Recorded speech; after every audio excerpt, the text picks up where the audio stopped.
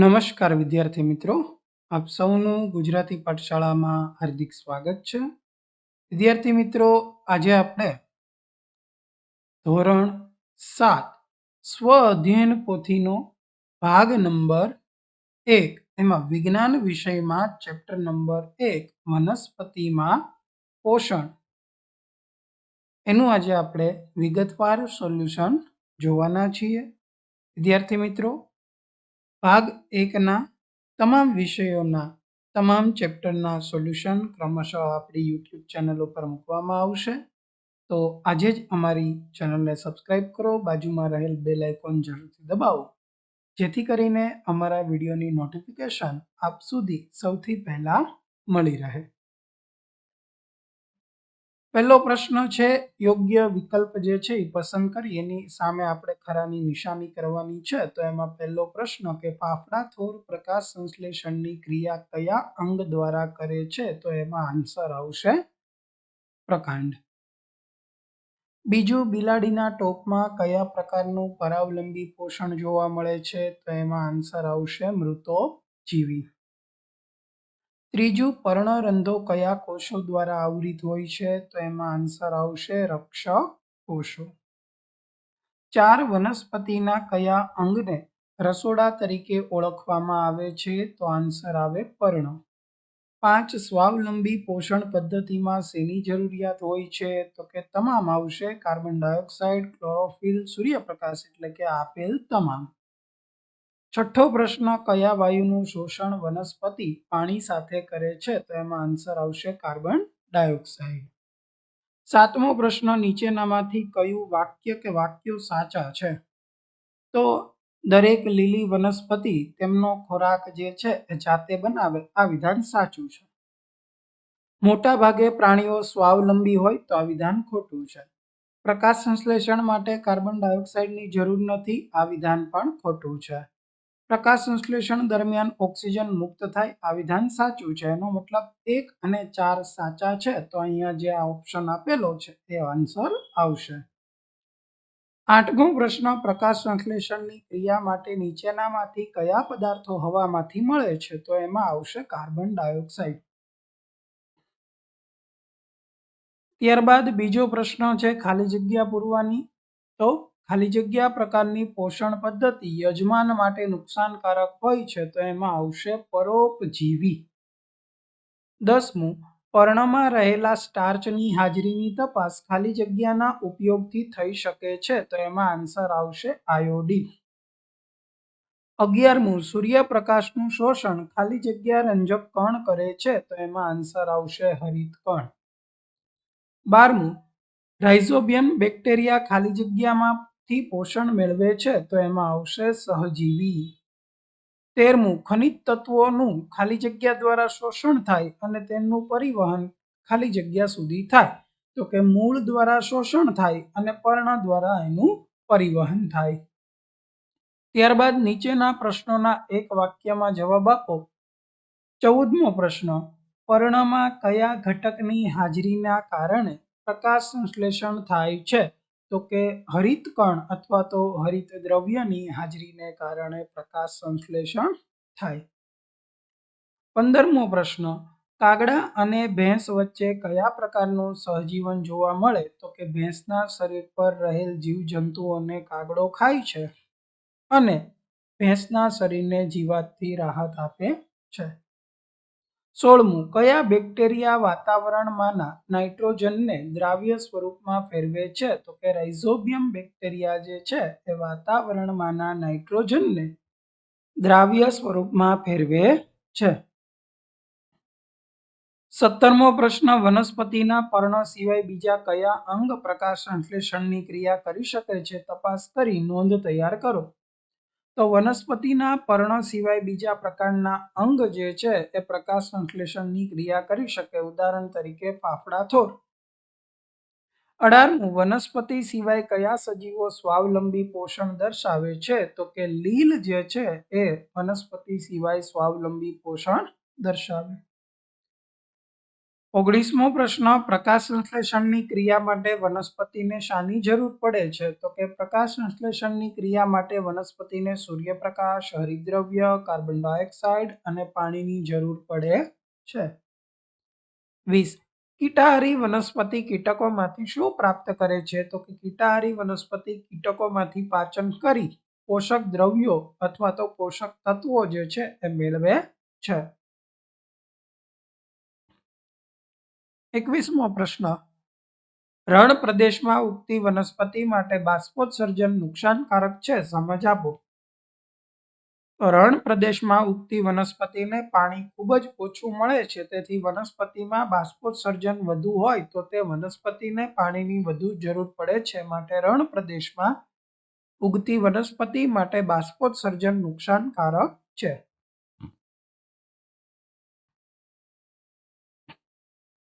22મો પ્રશ્ન, જમીનને સમૃદ્ધ બનાવવા માટે સામાન્ય રીતે કયા કયા પોષક તત્વો જરૂરી છે? તો જમીનને સમૃદ્ધ કરવા માટે nitrogen, potash, calcium, iron, sulphur વગેરે જેવા પોષક તત્વો જરૂરી છે. ત્યારબાદ ચોથા પ્રશ્નમાં ટૂંકમાં જવાબ આપવાનો છે. એમાં અહીંયા કોષ્ટક પૂર્ણ કરવાનું છે. ફૂગનું નામ, ઉદ્ભવ સ્થાન, નુકસાન અને ફાયદો. બરાબર. તો બિલાડીનો ટોપ, તો કે ઉદ્ભવ સ્થાન એનું જમીન પર છે. ખોરાક, ફાયદો છે એ ખોરાક તરીકે. મશરૂમ છે એ જમીન પર છે, ફાયદો છે એ ખોરાક તરીકે છે. અને એક અહીંયા તમારે તમારી જાતે લખવાનું છે.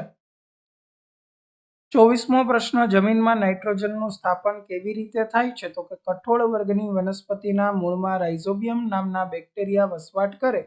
તેઓ વાતાવરણમાંનો નાઇટ્રોજન મેળવી તેને દ્રાવ્ય સ્વરૂપમાં ફેરવી જમીનમાં નાઇટ્રોજનનું સ્થાપન કરે છે. 25. કોઈ પણ વનસ્પતિ પ્રકાશ સંશ્લેષણની ક્રિયા કરે છે તે તમે કેવી રીતે નક્કી કરશો? તો કોઈ પણ વનસ્પતિના પર્ણ લઈ તેને સાફ કરી પછી તે પર્ણમાં આયોડીનના 2-3 ટીપા નાખી તેનો રંગ તપાસો. જો રંગ ભૂરો કાળો થાય તો તે પ્રકાશ સંશ્લેષણની ક્રિયા કરે છે. 26મો પ્રશ્ન, માઇક્રોસ્કોપની મદદથી પર્ણમાં આવેલા પર્ણરંધ્રની ઓળખ કરો અને તેની નામ નિર્દેશન વાળી આકૃતિ દોરો. તો અહીંયા આપણે આકૃતિ દોરેલી છે.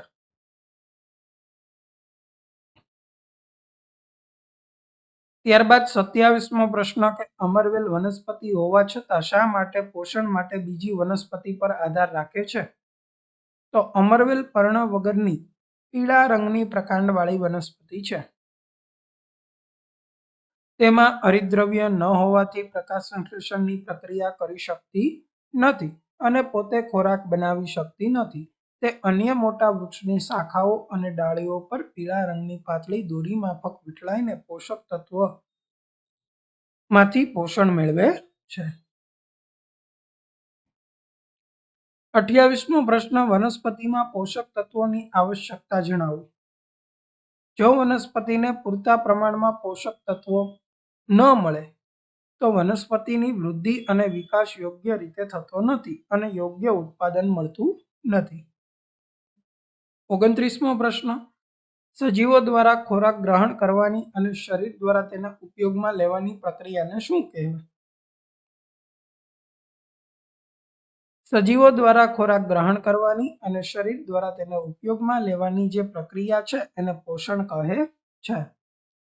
30મું, પ્રકાશ સંશ્લેષણની પ્રક્રિયાનું શબ્દ સમીકરણ લખો. તો કાર્બન ડાયોક્સાઇડ વત્તા પાણી, સૂર્યપ્રકાશ અને હરિતદ્રવ્યની હાજરીમાં પ્રક્રિયા થઈ કાર્બોદિત અને ઓક્સિજન મળે છે.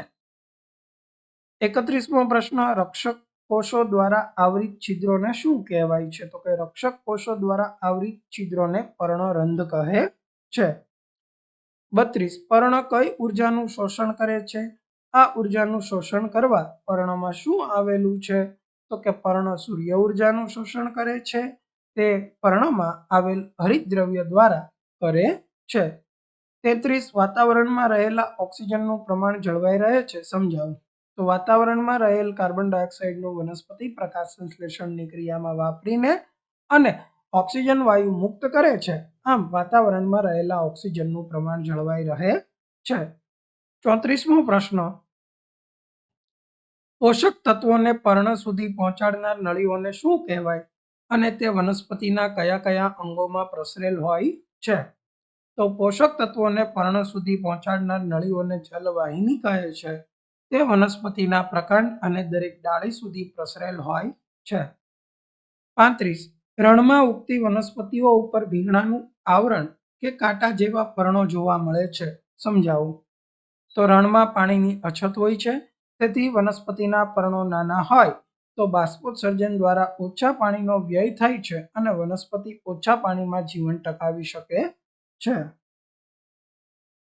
36. પર્ણમાં રહેલ કયો ઘટક પ્રકાશ સંશ્લેષણની ક્રિયા થઈ હોવાનું સૂચવે છે? તો કે હરિતદ્રવ્ય એટલે કે ક્લોરોફિલ, જે પ્રકાશ સંશ્લેષણ દ્વારા સ્ટાર્ચ બનાવે છે. 37.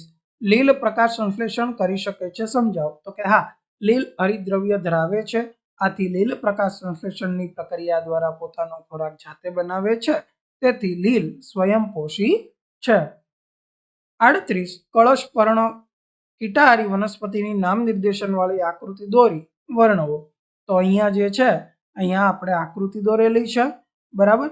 તો કેટલીક વનસ્પતિઓ છે કે જે કીટકોનો શિકાર કરી તેનું પાચન કરી શકે છે. આ પ્રકારે પોષણ મેળવેલી વનસ્પતિને કીટાહારી વનસ્પતિ કહે છે. કળશપર્ણ, વિનસ મક્સીપાસ, ડ્રોસેરા વગેરે કીટાહારી વનસ્પતિ છે. તેમના છોડ પર ખાસ પ્રકારની રચના હોય ત્યાં કીટક જાય એટલે ફસાઈ જાય છે અને છૂટી શકતું નથી. કીટાહારી વનસ્પતિ તે કીટકોનું પાચન કરી તેમાંથી પોષક તત્વો મેળવે છે. 39મો પ્રશ્ન, નાઇટ્રોજન સ્થાપક બેક્ટેરિયા ધરાવતી વનસ્પતિ અલગ કરો. બરાબર. તો એમાં આવશે ચણા, વટાણા, મગ, વાલ અને તુવેર. 40મો પ્રશ્ન, સહભાગિતામાં સજીવો વચ્ચે કેવો સંબંધ જોવા મળે છે? તો કે લાઇકેનમાં લીલ અને ફૂગ સહજીવન ગુજારે છે.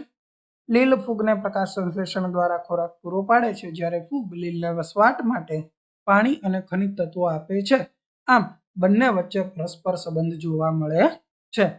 તો વિદ્યાર્થી મિત્રો, અહીંયા આપણું ધોરણ 7 વિજ્ઞાન વિષયનું ચેપ્ટર નંબર 1, જે આપણને સ્વ અધ્યયન પોથીના ભાગ નંબર 1માં આપેલું છે, વનસ્પતિમાં પોષણ, એનું સંપૂર્ણ સોલ્યુશન અહીંયા પૂર્ણ થાય છે. જો વિદ્યાર્થી મિત્રો તમને અમારો વિડીયો ગમ્યો હોય તો વિડીયોને લાઈક કરો, ચેનલને સબસ્ક્રાઈબ કરો અને બાજુમાં રહેલ બેલ આઇકોન જરૂરથી દબાવો, જેથી કરીને અમારા વિડીયોની નોટિફિકેશન આપ સુધી સૌથી પહેલા મળી રહે. Thank you for watching.